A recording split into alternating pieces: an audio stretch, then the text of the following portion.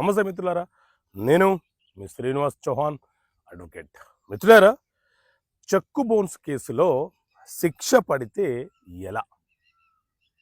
మిత్రులారా, మనకి ఎవరైనా చెక్ ఇచ్చి మోసం చేస్తే మనం ఆ చెక్కుని మన బ్యాంక్ అకౌంట్లో ప్రజెంట్ చేసి బ్యాంకు నుంచి ఒక రిటర్న్ మెమో తీసుకొని ఎవరైతే చెక్ ఇచ్చారో ఆ వ్యక్తి మీద మనము చెక్కు బౌన్స్ కేసు ఫైల్ చేస్తాం.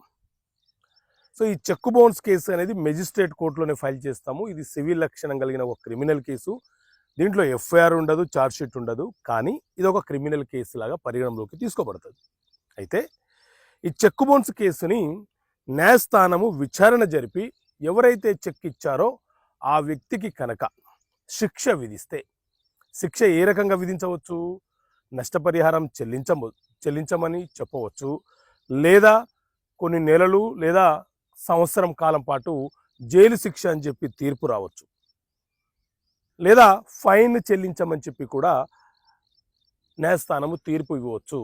ఇలా న్యాయస్థానము చెక్కు బౌన్స్ కేసుల విచారణ జరిపి తీర్పులను ఇస్తుంది. ఒకవేళ శిక్ష పడింది అనుకోండి, అప్పుడు అక్యూజ్డ్కి ఉన్న అవకాశం ఏంటి అని అంటే, శిక్ష పడిన అక్యూజ్డ్ నెలలోపు డిస్ట్రిక్ట్ కోర్టులో అప్పీల్ చేసుకొని మెజిస్ట్రేట్ కోర్టు విధించినటువంటి శిక్ష ఏదైతే ఉందో ఆ శిక్షని సస్పెన్షన్ చేయమని, నేను ఇక్కడ అప్పీల్ చేసుకుంటున్నాను, ఇక్కడ నేను కేసు ఫైట్ చేస్తాను, నేను నిరూపించుకుంటానని చెప్పి డిస్ట్రిక్ట్ కోర్టులో అక్యూజ్డ్ అప్పీల్ చేసుకుని వెసులుబాటు అతనికి ఉంటుంది.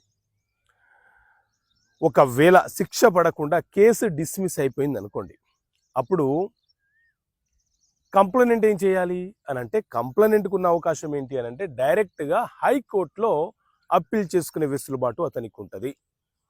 నేను చెక్కు బౌన్స్ కేసు వేశాను, కింది న్యాయస్థానం సరిగా విచారణ జరపలేదు, నాకు రావాల్సిన సొమ్ము ఇంత ఉంది, అతను నన్ను మోసం చేశాడు అని చెప్పి కింది కోర్టు అక్విటల్ చేసినటువంటి కేసు మీద అతను కంప్లైనెంట్ హైకోర్టులో అప్పీల్ చేసుకునే వెసులుబాటు అతనికి ఉంటుంది.